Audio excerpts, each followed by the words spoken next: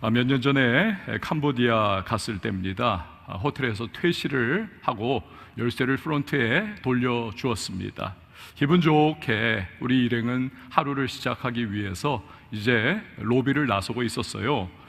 근데 호텔 직원이 무전기로 막 들려오는 소리를 듣더니만 황급하게 우리에게 달려옵니다.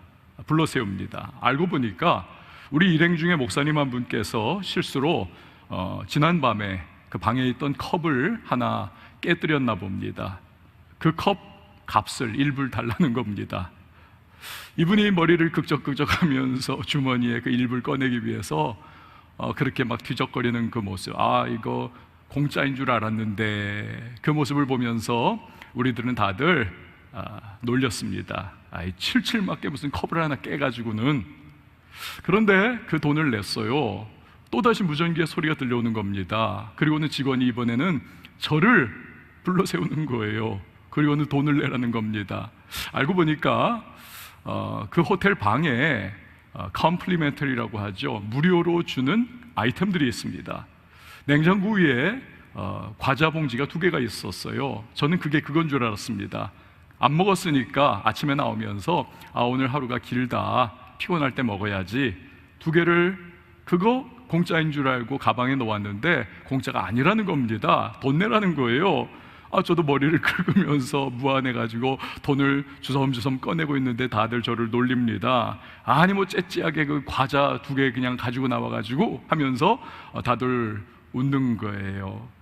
우리가 이제 차에 그런 해프닝 이후에 탔습니다. 누군가가 이야기를 합니다. 야, 이거 참 다 나오네, 다 나와. 그러면서 말하기를, 우리가 나중에 하나님 앞에 천국에 갔을 때 이 세상에서 살 때 했던 모든 일들 다 하나님 앞에 나오겠네, 하나님 앞에 다 나올 거야. 그 이야기를 듣고 우리가 와 하고 웃었던 기억이 아직도 선명합니다. 공짜인 줄 알았던 것, 오해였습니다. 이런 오해가 만들어낸 에피소드죠. 하지만 여러분, 이런 오해라면 그냥 별 문제 없습니다. 일불 하나 내면 되는 거예요. 그러나 오늘 본문에 나오는 사두개인들의 오해, 이것은 굉장히 중요한 오해입니다. 그리고 이 오해에 의하여서 그들의 영원한 미래까지도 좌지우지되는 막중한 오해입니다. 오늘 본문 18절 말씀은 그 심각했던 오해가 무엇인지를 우리에게 정보를 주고 있습니다. 18절 보세요. 부활이 없다는 사두개인들이 예수께 와서 물어 이르되. 사두개인들은 다윗 시대 제사장이었던 사독, 이 사독의 후예들입니다. 아주 명문가들인 거죠. 종교적인 명문가입니다.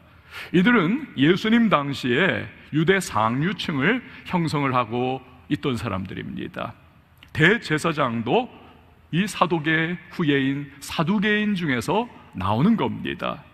이들의 특징은 모세가 기록한 모세오경, 창세기, 출애굽기, 레위기, 민수기, 신명기, 이 5권만을 그들은 믿습니다. 그런데 모세오경에 부활에 관한 직접적인 언급이 없습니다. 그러니 부활 같은 것은 없다. 그저 살면서 현세에서 하나님 앞에 상선벌하게 평가를 받는 것이다.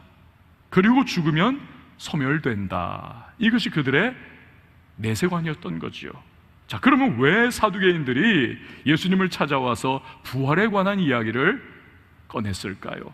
로마가 유대 땅을 식민 통치할 때 애국적인 유대의 사람들은 가만히 있을 수 없는 겁니다. 크고 작은 봉기를 일으킨 겁니다. 다윗의 후예들인 우리, 선민 이스라엘인 우리가 이 로마에게 압제당하고 식민 통치당하면 되겠느냐? 우리 독립해야 하지 않겠느냐? 그런데 부활신앙이 그 당시에 추진력이 되었던 겁니다. 로마와 싸우다가 죽으면 다윗의 위대한 왕가를 다시 회복하기 위하여 탄압받고 심지어 죽임을 당하면 나중에 하나님의 나라 가서 부활의 그때에 큰 영광을 누린다. 이것이 영적인 추진력이 된 거죠. 그런데 상류층의 사두개인들은 자꾸 봉기가 일어나고 불안해지는 것을 원하지를 않는 겁니다. 그러면 로마가 군대를 더 투입을 할 것이고 식민 통치가 더 쪼여올 것이 분명하지요. 잃을 것이 너무 많기 때문입니다. 게다가 부활신앙은 자기들의 신앙의 체계와도 맞지를 않는 것이지요. 상황이 이러한데 갑자기 나타난 이 예수라고 하는 분이 백성들을 엄청나게 몰고 다닙니다. 가는 곳마다 구름대입니다. 하시는 말씀이 당시 유대 종교의 허를 찌르는 가히 혁명적인 메시지입니다. 가뜩이나 신경 쓰이는 거죠. 근데 결정적인 예수의 메시지 중에 많은 부분이 무엇입니까? 내세에 관한 것, 천국에 관한 이야기, 부활에 관한 신앙을 선포를 하는 겁니다. 그러니 이들 사두개인들에게 경고등이 막 지금 켜지는 겁니다. 저러다가 저가 백성들을 선동해가지고 이 민족적인 봉기를 일으키면 이거 큰일 난다, 큰일 나.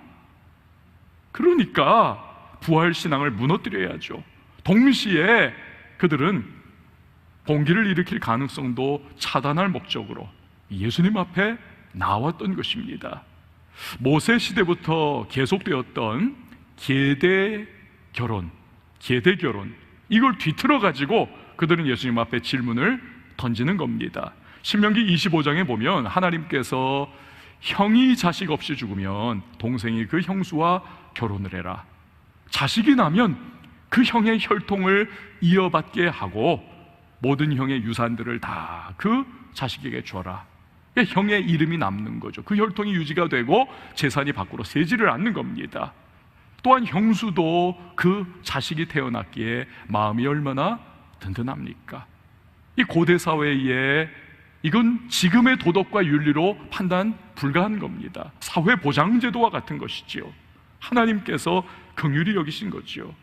그런데 이 사두개인들의 질문은 바로 이겁니다. 어느 집에 가정을 하는 거예요. 7 형제가 있었다는 겁니다. 마지가 자식이 없이 죽었습니다. 그러면 이 계대 결혼의 원칙에 의하여 둘째가 형수하고 결혼을 하는 거죠. 그런데 그 사람도 자식이 없이 죽어버렸습니다. 셋째가 결혼을 했어요. 셋째도 자식 없이 죽었습니다. 이런 식으로 쭉 내려가서 결국 7이 다 자식 없이 죽고 나중에는 형수도 죽었습니다. 질문, 부활이 있다면 예수여, 다시 살아날 때 이 여자는 그 7명 중에 누구의 아내가 되오리까? 이 부활신앙을 비웃고 허물어버리기 위한 이건 궤변 중에 궤변이 아닙니까? 예수님은 명쾌하게 대답을 주십니다. 24절 말씀이죠. 한번 보십시오. 예수께서 이르시되 너희가 성경도 하나님의 능력도 알지 못함으로 오해함이 아니냐. 이 사두개인들이 너희들 성경을 몰라도 너무너무 모르는구나, 성경을 몰라서 오해했다 말씀하세요. 그리고 2가지로 부활에 관한 설명을 주십니다. 25절 말씀이 첫 번째입니다. 보세요.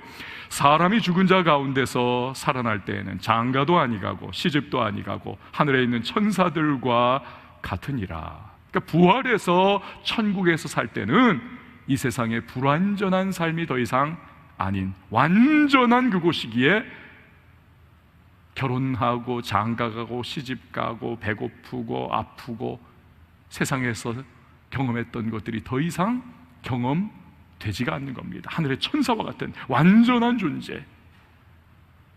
누에가 누에 고치 속에 살아갈 때는 여기가 다구나.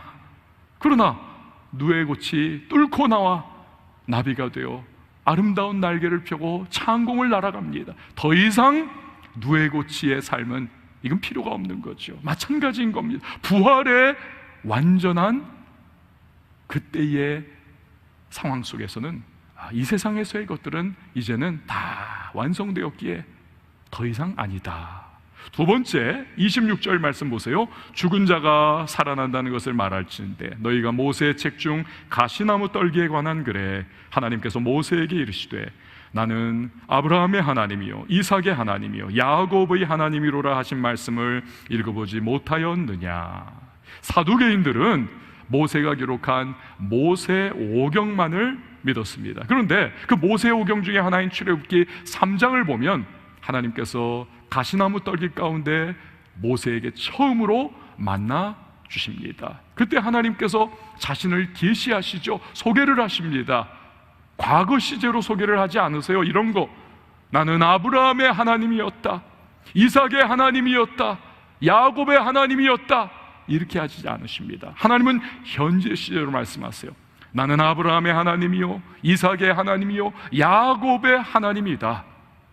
여러분, 결국 무엇입니까? 모세의 때, 그러나 거슬러 올라가 그 오랜 세월 이전에 살았었던 아브라함도 그렇고 이삭도 그렇고 야곱도 그렇고 다 천국에서 부활의 생명을 누리며 지금 살아 있다는 것을 말씀하는 거지요. 부활은 있다. 완전한 그러한 상황이다. 이렇게 모세를 통해서 부활을 증명하신 예수님은 쐐기를 박아 넣으십니다. 27절 말씀 보세요. 하나님은 죽은 자의 하나님이 아니요 산 자의 하나님이시라. 너희가 크게 오해하였도다 하시니라. 크게 오해했다. 왜? 성경을 알지 못하니까. 여러분, 사두개인들 종교 지도자들입니다. 제사장들 대제사장입니다. 그러나 성경을 알지 못하니까 부활도 없고 천국도 없고 지옥도 없고 잘못 믿더라는 것입니다. 게다가 영원한 생명을 주시는 구주 예수님을 부인을 하고 그분을 공격하고 거부하는 어처구니없는 일을 하기까지 한다는 것이지요. 자, 이것이 비단 사두개인들만의 모습일까요? 아니요. 교회 오늘날 다니는 성도라 할지라도 성경 모르거나 혹은 부분적으로 편파적으로 알 때에 어쩌면 비슷한 그러한 모습으로 살아가고 있을지 모릅니다. 오해하고 자기의 생각에 기반한 나름의 신앙생활을 그냥 하고 있는 겁니다. 심지어 자기는 잘 믿는다 착각하지만 하나님을 거스르고 있는 그러한 모습으로 신앙생활하고 봉사하고 헌신하고 자기는 잘 믿는다고 생각해요. 그러나 하나님은 아니라는 거지요. 여러분, 우리가 기독교 역사를 봐도 그런 일들이 얼마나 굵직하게 많습니까? 중세의 그 암흑시대, 그 로마 가톨릭이 중세를 완전히 쑥대밭을 만들어 놓고 권력을 휘두르면서 영적 암흑시대를 만들지 않습니까? 하나님의 말씀 떠나서. 그러니 솔라 스크립투라, 오직 성경이라고 하는 기치를 들고 위대한 정규개혁가 루터가 그렇게 이제는 막 뒤틀리고 비틀어진 그러한 신앙을 바로잡겠노라고 헌신을 했던 것 아닙니까? 그리고 개신교가 탄생을 한 거죠. 그런데 아이러니가 무엇입니까? 그런 위대한 루터를 조상으로 자랑스럽게 여기고 있는 독일의 국민들, 이 사람들이 어떤 짓을 했습니까? 예수를 죽인 저 유대인의 후예들, 저 유대인들을 우리 다 죽여야 하지 않겠냐? 그 히틀러의 선동에 넘어가가지고 무려 600만 명의 유대인들을 학살을 하죠. 노예 무역은 또 어떻습니까? 흑인은 노아의 아들 중 저주받은 함의 후손들이다. 이 생각이 영국과 미국에서 노예 무역을 정당화하는 논리로 그렇게 사용되기도 했었습니다.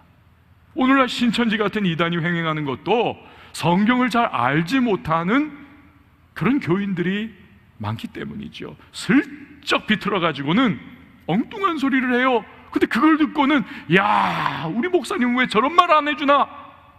안 해주기는 왜 안 해줍니까? 당연히 안 하죠. 엉뚱한 말이고 성경에 없는 말 하는데, 제 생각의 말을 하는데, 그러니 안 가르쳐 주는 거죠. 사랑하는 여러분, 하나님의 말씀인 성경을 잘 알아야 할 줄 믿으시기를 바랍니다. 말씀을 잘 알아야 하죠. 이 시간에 그렇다면 우리가 성경을 잘 알게 될 때 누릴 수 있는 축복이 과연 무엇인가를 우리 살펴보도록 하겠습니다. 첫 번째로, 나를 향한 하나님의 뜻과 계획에 대해 열린 마음을 갖게 되는 것입니다. 미국에서 공부할 때 일입니다. 제가 살던 아파트에 한국 분들이 꽤 많이 살고 있었습니다. 근데 어느 날 전화가 왔어요. 따르릉, 헬로우. 근데 갑자기 다짜고짜 저쪽 상대방 수화기 너머에서 어떤 한국 여성분이 그냥 큰 목소리로 막 화통 삶아먹은 것처럼, 아, 한국 사람이죠, 저 같은 아파트 사는 사람이에요 하면서 막 뭐 좀 물어본다는 거예요. 통성명도 안 해하지요. 한 번도 얼굴 본 적 없는, 목소리조차 처음 들어본, 누군지도 알지 못하는 그런 어떤 여성분이 막 그냥 열변토하면서 저한테 막 뭘 물어보는 거예요. 자기 남편도 유학생인데 노트북 컴퓨터가 고장이 났는데, 노트북 컴퓨터 한국에서 가져온 이거 이제 다 끝장났는데 어디서 노트북 컴퓨터를 사야 하냐는 거예요. 블라블라블라블라. 하여튼 제가 그때 스트레스를 많이 받았습니다. 그때 미국 간 지 얼마 안 됐는데 아직도 남녀 칠세 부동석의 마음이 이 속에 꽉 차 있는데, 누군지도 알지 못하는 여성분이 갑자기 전화해가지고 이름도 모르고 자기소개도 안 하고 얼굴도 한번 못 봤는데 막 그게 밀고 들어오는 거예요. 대답은 해줬지만 굉장히 불쾌하고 기분이 안 좋았었습니다. 그럼 마음속으로 진짜 이 여자는 뭐 하는 거야? 또 그 남편이 원망스러워요. 자기 노트북 고장났으면 적어도 자기가 전화를 하지 왜 자기 부인한테, 나한테, 남자한테 전화를 하라는 거야? 이 마음이 이 안에 꽉 들어찼었습니다. 얼마 후에 그 부부를 처음 만났어요. 처음으로. 첫 그 인상이 별로 안 좋아서 그런지 굉장히 거부감이 좀 처음에 딱 있었습니다. 그렇지만 식사를 같이 하고 또 이야기를 하고 그 후에도 계속 몇 번 만나면서 알게 됐어요. 이분들의 성격이 원래 이렇구나. 이 여자분은 좀 이렇게 좀 직선적으로 먼저 나가는 분이고, 이 남자분은 좀 주춤하면서 좀 생각을 하는 분이고, 이렇구나. 그러면서 알게 되면서 오히려 꾸밈이 없어요. 사람들이 꾸밈이 없는 그 부부하고 참 편안함을 느끼고, 지금까지 20년 넘는 세월을 아주 진한 우정을 나누면서 그 부부와 참 그렇게 친구로서의 그러한 교제를 나누고 있습니다. 만약에 그때 그들 부부가 진짜 어떤 사람들인지를 알지를 못했더라면 이거 뭐야 이거, 이 마음을 그냥 확 닫아버렸었겠죠.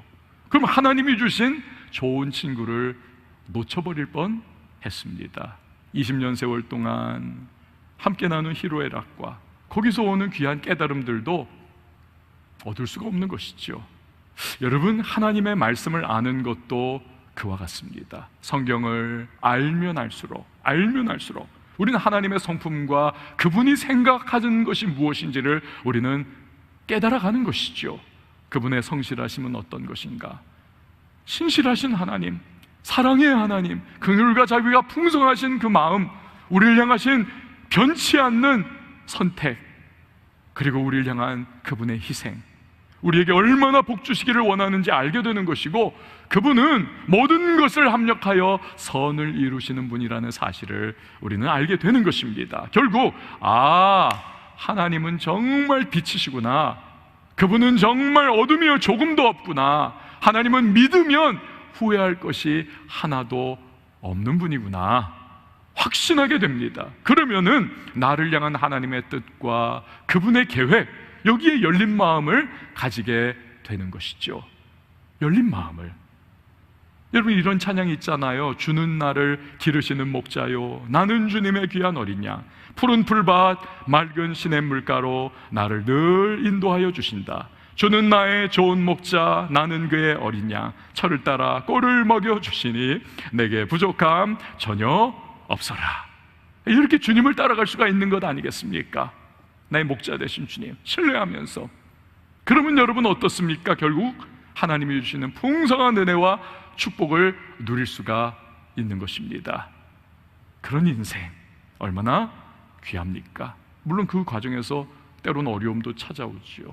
시련도 다가옵니다. 마귀 시험도 우리에게 밀고 들어올 때가 있지만, 그러나 성경을 통해서 하나님을 알게 되었기에 우리는 흔들리지 않을 수가 있는 것입니다. 여러분, 하나님의 말씀을 아는 것이 축복인 줄 믿으시길 바랍니다. 그래서 토미 텐이라고 하는 목사님은 이런 말을 했습니다. 어떤 업적보다 하나님의 말씀을 우선시할 때 하나님의 최선을 얻는다. 어떤 업적보다 하나님 말씀 우선시할 때 하나님의 최선을 얻는다. 얼마나 귀한 말씀인지 모릅니다. 자, 두 번째, 성경을 알 때 누리는 축복 두 번째는요, 말씀으로 인도함을 받습니다. 말씀으로. 요즘에 여러분 그 노래처럼 세상이 요지경 세상이 아닙니까? 기가 막힌 일들이 일어나고 생각지도 못했던 그러한 사건 사고도 툭툭 튀어나오고, 과거에는 정말로 그 기준으로는 오늘날 정말 기가 막힌 세태가 되었습니다. 별의별 일이 다 생겨요. 신문에서 본 내용입니다. 요즘에 비뇨기과 병원에 부모들이 중고등학생 아들들을 데려와 가지고 정관 수술을 시켜달라는 거예요. 정관 수술을. 우리 아들 정관 수술 시켜주세요. 왜요? 이미 얘네들이 성적으로 그냥 브레이크가 없습니다. 그래 놓으니까 부모라면 정관 수술이라도 데려가 가지고 시켜줘서 임신 가능성이라도 차단해 주는 게 부모의 역할 아니겠느냐? 그래 가지고는 데려온다는 겁니다. 심지어 어떤 비뇨기과 의사 인터뷰도 실렸는데 초등학생 아이들을 데려온 부모님들도 한 달에 3건 있었다는 것입니다. 초등학생 아이들. 그래서 그거 못하게 하느라고, 거절하느라고 진땀을 흘렸다는 겁니다. 여러분, 이거 진짜 부모가 해야 할 일이 이런 건가요? 지금까지도 전 세계에서 역사상 최고의 부자를 따지면 솔로몬 왕 빼고 최고의 부자, 빌 게이츠도 아니고 아마존의 창업자인 베이조스도 아니고 다른 누구도 아닌 그 유명한 록펠러입니다. 록펠러. 이 사람은 여러분 돈만 아는 수전노가 결코 아닙니다. 세계적인 대학인 시카고 대학을 세웠습니다. 12개의 종합대학교, 또 12개의 단과대학 및 연구소를 세웠습니다. 많은 도서관을 세워가지고 기증을 다 했습니다. 뉴욕에 사는 사람들은요, 수돗물을 그 록펠러 생전부터 지금까지도 공짜로 마십니다. 수돗물을 다 공짜로. 뉴욕에 있는 록펠러 재단에서 다 돈을 내주거든요. 무엇보다도 록펠러는 이 신앙의 사람입니다. 무려 교회를 4,928개를 건축을 해가지고 하나님께 봉헌을 한 사람입니다. 기자가 질문을 했어요. 록펠러 씨, 어떻게 그렇게 축복을 많이 받았습니까? 그가 대답해요. 어머니가 물려주신 신앙 때문입니다. 10가지라는 거예요. 여러분 보시다시피 첫 번째, 하나님을 친아버지 이상으로 섬겨라. 두 번째, 목사님을 하나님 다음으로 섬겨라. 세 번째, 주일 예배는 꼭 본교회에서 드려라. 네 번째, 오른쪽 주머니는 항상 11조 주머니로 삼아라. 다섯 번째, 아무도 원수 되게 하지 마라. 여섯 번째, 아침에 목표를 세우고 기도하라. 일곱 번째, 잠자리 들기 전 하루를 반성하고 기도하라. 여덟 번째, 아침에는 꼭 하나님 말씀을 읽어라. 아홉 번째, 남을 도울 수 있을 때 힘껏 도우라. 열 번째, 예배 시간에는 항상 앞자리에 앉아라. 이 10가지 여러분 결국에는 뭡니까? 말씀대로 살라는 것입니다. 말씀대로 살아라. 그 말씀이 록펠러를 축복의 삶, 또 축복을 나누는 삶을 살게 했던 것이지요. 부모가 이거라도 해줘야죠. 그래가지고는 그 사춘기 애들 손 붙잡고 비뇨기과 데려가서 정관수술 해달라는 부모와 어렸을 때부터 말씀 가르치고 말씀의 기준을 가르쳐주는 부모, 여러분 똑같은 부모여도 똑같은 부모가 아닙니다. 전혀 다른 겁니다. 교회에 출석하는 중고등학생들입니다. 조사를 했어요. 교회에 출석하는 중고등학생 아이들 32%가 신앙생활에 가장 내게 영향을 미친 사람은 우리 엄마다. 우리 엄마다. 그러니까 부모가 하나님 말씀을 읽고 들려주고 교회에 손 붙잡고 데리고 나오고 자기도 예배드리고 기도하는 모습 보여주고 말씀을 가르치고 이게 얼마나 중요한지를 보여주는 조사 결과인 것입니다.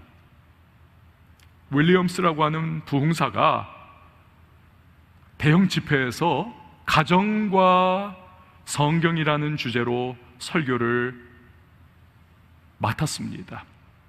그 설교 준비하느라고 몇 달을 기도하면서 그렇게 고민을 하는데, 설교 후에 함께 찬양을 부르면 은혜가 더 되겠다. 그 당시에 찬양 인도로 유명했던 찰스 틸만이라고 하는 분에게 곡을 하나 만들어 주세요. 그러자 이 틸만 씨가 그러면 목사님께서 가사를 한번 은혜롭게 한번 적어주세요. 제가 곡을 붙이겠습니다. 그러니까 윌리엄스 목사님이 고민을 해요.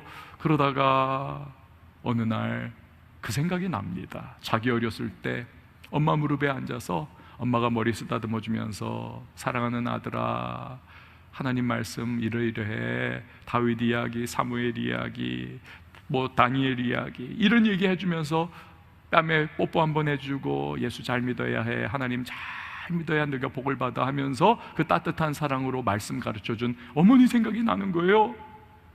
그 눈물이 쭉 돌아가신 어머니 생각하면서 그때의 그 아름다웠던 그 시간을 다시 한번 마음이 따뜻해지면서 기억하는 거죠.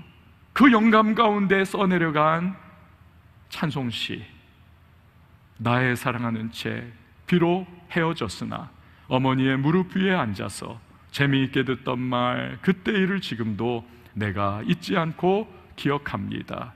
귀하고 귀하다, 우리 어머니가 들려주시던 재미있게 듣던 말, 이 책 중에 있으니 이 성경 심히 사랑합니다. 우리가 참 즐겨 부르는 이 찬송가 199장은 어머니가 읽어주시던 성경이 자신의 인생을 인도해 준 이 귀한 경험을 우리에게 간증으로 그렇게 알려주고 있는 것입니다. 여러분, 인생길에서 우리는 우리를 알고 우리를 사랑하고 우리에게 충직한 조언을 해줄 그 누군가가 필요합니다. 때로는 휘청거리는 우리 아닙니까? 일어나야 하는데 힘이 없어요. 마음이 무너졌습니다.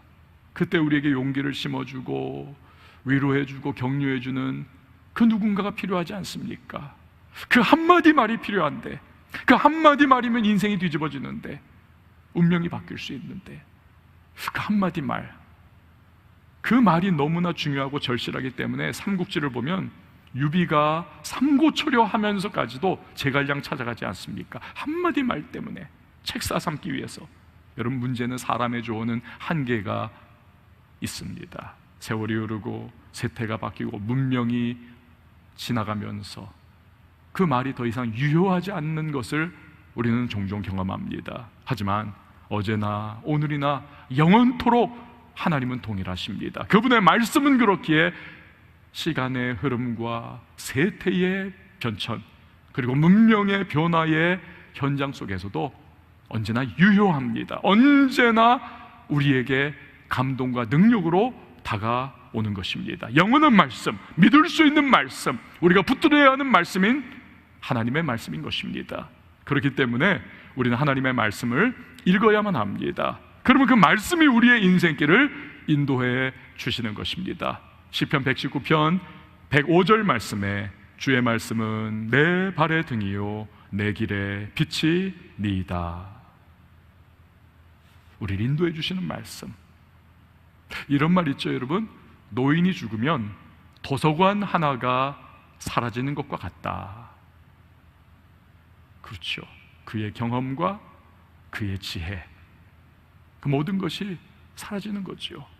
평생의 지혜의 귀중함을 기리는 말이죠. 그런데 시편 119편 100절을 보면 성경 따라 살아가는 사람은 어떤 사람인가? 이렇게 말씀을 합니다. 주의 법도들을 지킴으로 나의 명철함이 노인보다 나으니이다. 그렇습니다. 하나님의 말씀으로 인도함 받는 삶은 세상의 그 어떤 지혜와 지식, 그 어떤 정보보다 귀하고 영원하고 언제나 유효한 말씀인 것입니다. 하나님의 말씀이죠. 하나님의 말씀을 제대로 알지 못할 때 우리는 혼란과 인생의 혼탁함을 느낄 수밖에 없습니다. 우리는 좌충우돌할 수밖에 없고 우리는 좌지우지당할 수밖에 없습니다. 말씀을 제대로 알면 우리는 좌로나 우로나 치우치지 않고 믿음의 정로를 걸어갈 수가 있습니다. 그 결과 복된 인생, 또 복을 나누는 인생을 살아갈 수가 있는 것입니다. 세 번째, 성경을 할 때 누리는 축복, 그것은 인격과 성품의 변화가 일어나는 것입니다. 내면 세계의 질서와 영적 성장이라고 하는 이건 현대 기독교 클래식이죠. 고든 맥도날드 목사님의 이 내면 세계의 질서와 영적 성장이라고 하는 책에 보면 그 앞부분에 그런 말이 나오잖아요. 이 세상에서 일어나고 있는 가장 격렬한 집중적인 전쟁터는 어디인가? 우리의 마음, 내면입니다. 온갖 복잡한 생각, 사랑과 미움, 크고 작은 갈등, 이 격렬한 전쟁이 우리의 마음을 들쑤십니다. 그런데 인격과 성품이 정돈이 안 되고 부족해서 나이가 이거 웬만큼 들었는데도 아직도 삐거덕거려요. 아직도 충돌하고 상처 주고 상처받고 힘듭니다. 너무나 잘 아는 이 용서라고 하는 말만큼 우리의 실제 삶에서 어쩌면 가장 적용이 안 되고 우리가 실행을 못하는 말일지도 모릅니다. 우리는 늘 이기심과 질투심과 비교의식과 부정적인 생각에 그 어두운 그늘 아래 주저앉아 휘청거리면서 자책하죠. 나 이 정도밖에 안 되나? 내가 왜 이 모양 이 꼴일까? 난 늘 왜 이러지? 괴로워합니다. 바울이 괴로워서 외쳤던 오라 나는 곤고한 사람이로다. 이 사망의 몸에서 누가 나를 건져내리야. 그 바울의 말이 꼭 우리의 심정 아닙니까? 그러나 여러분, 복음이 무엇입니까? 감사한 것이 과연 무엇입니까?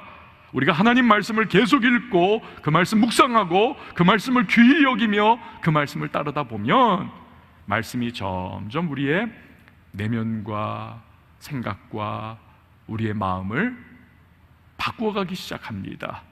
사도 바울은 디모데후서 3장 16, 17절에서 사랑하는 믿음의 아들 디모데에게 바로 그것을 이야기하는 겁니다. 모든 성경은 하나님의 감동으로 된 것으로 교훈과 책망과 바르게 함과 의로 교육하기에 유익하니 이는 하나님의 사람으로 온전하게 하며 모든 선한 일을 행할 능력을 갖추게 하려 함이라. 그냥 하는 말이 아닙니다. 그의 경험이에요. 유대 율법주의에 깊이 그가 쩔어가지고 그의 특유의 막 그냥 다혈질의 그 성격과 유대 율법주의가 그냥 어우러져 가지고 얼마나 완악하고 강팍한 사람이 됐습니까? 믿는 자들을 회파하고 죽이고 교회를 부수기 위해서 다메섹까지 하루가 멀다 하고 달려가던 그가 아닙니까? 예수 만나 거꾸러지는 거죠. 그리고 그 말씀으로 그가 변화받고 치유받고 새 사람이 되고 은혜를 노래하는 은혜의 선포자가 되지 않습니까? 그 말씀의 능력을 누구보다 알기 때문에 바울이 그렇게 그 자기의 사랑하는 아들 디모데에게 고백을 했던 거죠. 뉴욕에 갔을 때입니다. 9.11 테러 박물관을 갔던 적이 있습니다. 여러분, 우리가 지금 코로나 기간이기 때문에 하늘길이 다 막혔지만 이게 이제 다 진정되고 풀리는 그날이 오면 어느 해외 도시에 가면 꼭 여러분 세 군데를 가셔야 해요. 한 군데는 시장, 사람들이 살아가는 벅적거리는 그 시장 가시면 그 도시의 사람들의 진면목을 볼 수가 있습니다. 아, 어떻게 사는구나. 묘지를 가세요. 내세관을 할 수가 있습니다. 대학교를 가십시오. 그 나라 사람들의 미래를 가늠해 볼 수가 있는 겁니다. 근데 거기에 플러스 원, 한 군데 더 가보세요. 박물관을 가보십시오. 그들의 정신세계, 그들의 마인드가 어떤 것인가, 이걸 알 수가 있습니다. 그 뉴욕의 9.11 박물관을 방문을 했어요. 알카에다의 그 비행기 공격으로 쌍둥이 빌딩이 다 불에 타가지고 그 무너져 내리는 그 비극적이고 처참한 광경이 눈에 선하지 않습니까? 3,000명이 죽었습니다. 3만 명이 부상을 당했습니다. 그 국가적인 비극의 현장, 이걸 고스란히 지하 박물관에 그냥 갖다 놓은 것 같아요. 딱 보면은 와, 너무 현장감이, 그 쌍둥이 빌딩이 그냥 무너졌던 그 주초가 그대로 거기에 옮겨져 있습니다. 그 H빔들이, 그 강철빔들이 엿가락처럼 휘어져 있는 것들이 막 여기에 쫙 진열을 해놨습니다. 소방차가, 그 당시에 불길이 얼마나 강력했던지 소방차가 막 녹아내리고 소방차가 다 그냥 우그러들고 그 소방차가 거기에 박물관에 그렇게 있습니다. 사람들이 엘리베이터가 다 고장이 나니까 살기 위해서 그 막 계단으로 뛰어내려가던 그 장면이 CCTV에 촬영이 됐지 않습니까? 그 사진이 있고 바로 그 계단 자체를 뛰어와 가지고는 이 박물관에다 그대로 설치를 했습니다. 얼마나 이게 긴박했던 모습인지를 그대로 볼 수가 있어요. 어느 방에 들어가면 그 3,000명의 사람들, 죽었던 희생자들의 사진과 그들의 양력과 그들이 마지막으로 사랑하는 가족들에게 보냈던 문자 메시지, 음성 녹음 이런 것들이 그대로 다 계속 반복적으로 들려옵니다. 계속. 여러분, 그렇지만요, 그 9.11 박물관을 딱 보고 나올 때가 되면은 거기에는요, 증오심과 미움과 복수심, 그 무슬림과 이슬람에 대한 그런 이 마음들, 표현, 이런 게 없습니다. 오히려 포용과 끌어안음, 이게 주제예요. 이거 어떻게 그럴 수가 있을까? 3,000명 죽고 3만 명이 이거 부상을 당했는데 이런 잔악한 만행을 당하고서 어떻게 그럴 수가 있을까? 저는요, 그 해답을 그 박물관 한쪽에 이렇게 딱 설치를 해놓은 그 불타 무너진 철골의 한 부분이 있어요. 그 철골의 한 부분에 그날 아침에 누군가가 보다가 죽임당했겠죠. 아니, 어쩌면 그것은 하나님께서 필연적으로 그곳에 그렇게 해놨을지도 몰라요. 그 철골에 이 성경이, 여러분 지금 보시는 저 성경이에요, 딱 녹아붙어 있습니다. 근데 희한하게도 저 부분이 타지가 않았어요. 옆에는 막 이렇게 다 불에 그슬렸는데, 근데 저 부분 딱 펴져 있는 부분이 어떤 부분인지 아십니까? 바로 마태복음 5장 38절 44절 말씀이에요. 또 눈은 눈으로 이는 이로 갚으라 하였다는 것을 너희가 들었으나 나는 너희에게 이르노니 악한 자를 대적하지 말라. 누구든지 내 오른편 뺨을 치거든 왼편도 돌려대며 또 너를 고발하여 속옷을 가지고자 하는 자에게 겉옷까지도 가지게 하며 또 누구든지 너를 억지로 오리를 가게 하거든 그 사람과 심리를 동행하고 내게 구하는 자에게 주며 내게 꾸고자 하는 자에게 거절하지 말라. 또 내 이웃을 사랑하고 내 원수를 미워하라 하였다는 것을 너희가 들었으나 나는 너희에게 이르노니 너희 원수를 사랑하며 너희를 박해하는 자를 위하여 기도하라. 어쩌면 하나님께서 굳이 저 부분이 살아남도록 하신 것은 신앙차자 그 하나님을 향한 절절한 믿음을 가지고 신대륙에 왔던 청교도들의 후예인 이 미국 사람들, 9.11 테러가 오는 엄청난 그 증오와 원망과 보복심을 가지기에 충분한 그러한 고통스럽고 비참한 이 현실을 직면한 그들에게 하나님께서 오히려 그들의 마음을 달래주시고 그 마음을 바꾸어 주시기 원하셨던 주의 마음이 그 안에 담겨 있는 건지도 모르겠습니다. 그 결과 그들은 이슬람과 무슬림들을 품고 용서하고 포용과 끌어안음을 노래할 수 있는 사람들이 되었던 거지요. 사랑하는 여러분, 이것이 하나님의 말씀에 놀라운 은혜임을 믿으시기를 바랍니다. 능력이죠. 어떤 분은 말할지 몰라요. 난 성격이 워낙 더러워가지고 내 성격은 성령님도 못 바꿔요. 자기의 평생에 살아온 그 경험을 가지고 섣불리 그렇게 말하는 분이 계실지 몰라요. 정말 그럴까요? 아니요. 정말 진지하게 하나님의 말씀을 대하고 하나님의 말씀 앞에 진실하게 심각하게 그 말씀을 붙잡고 살아가며 몸부림을 쳐본다면 저는 확신합니다. 반드시 내 성격은 성령님도 못 바꿔요.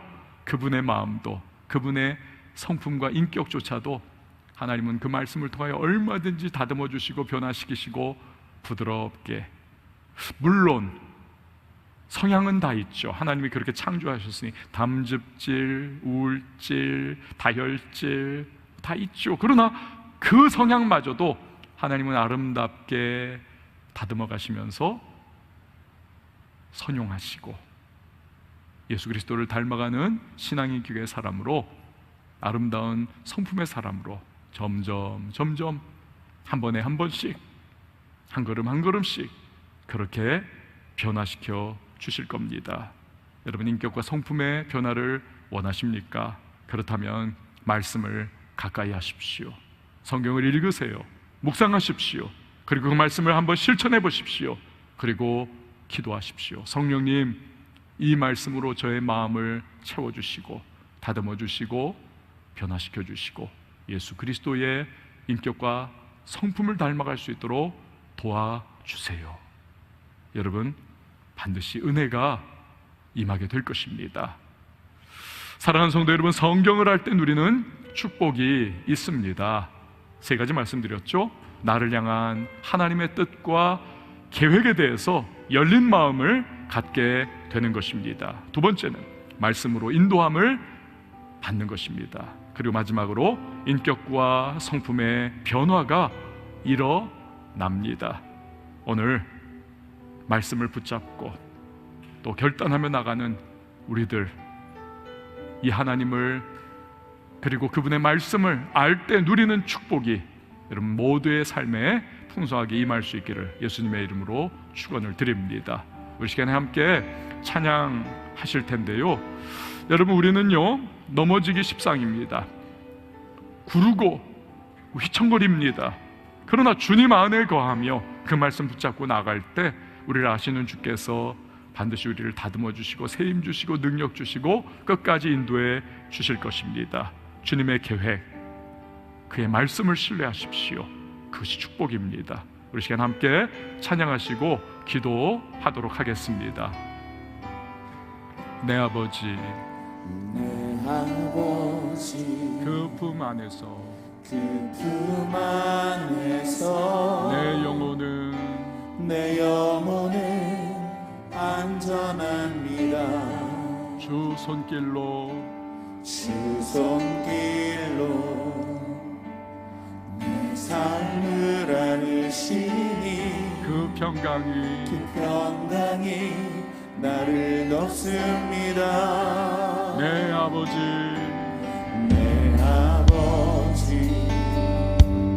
그 품 안에서 내 영혼은 안전합니다. 아멘. 주 손길로 내 삶을 안으시니 그 평강이 나를 덮습니다. 비록 넘어지며 흔들리지만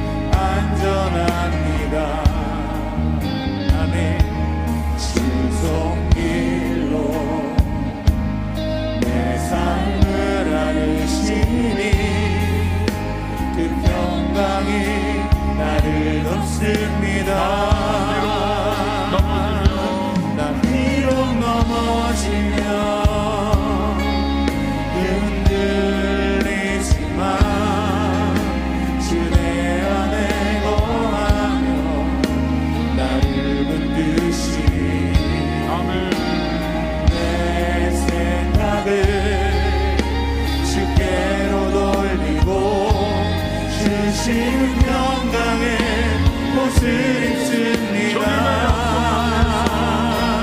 주 약속 안에서 내 영혼 평안해. 내 뜻보다 크신 주님의 계획 나 신뢰해. 두려움 다 내려놓고 주님 말을 지혜. 주 안에서 내 영혼 안전합니다.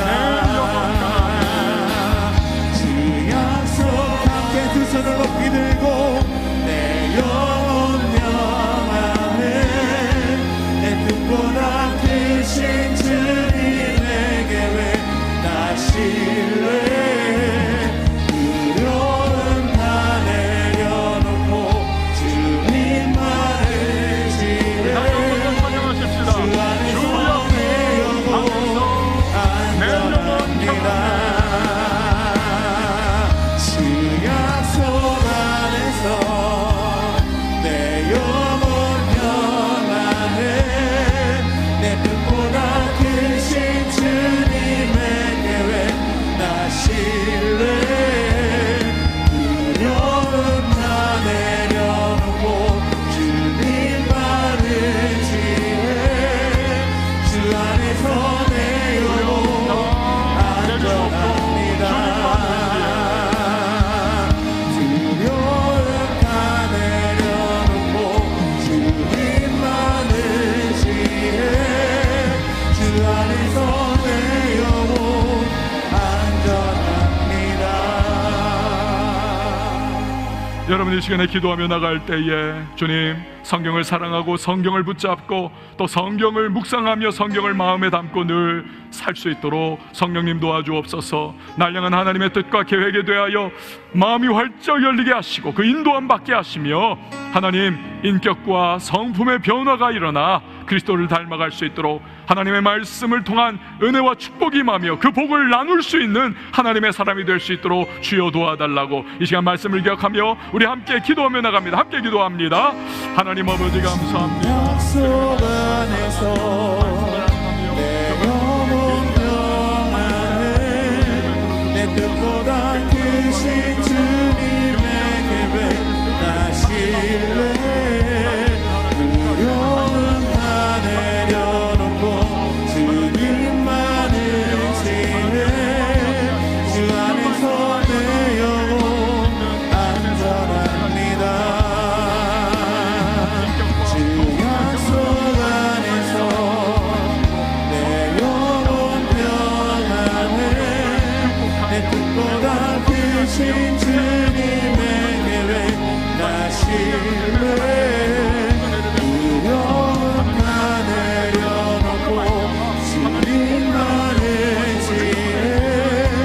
주 안에서 내 영혼 안전합니다. 하나님의 말씀을 잘 알아가게 하옵소서.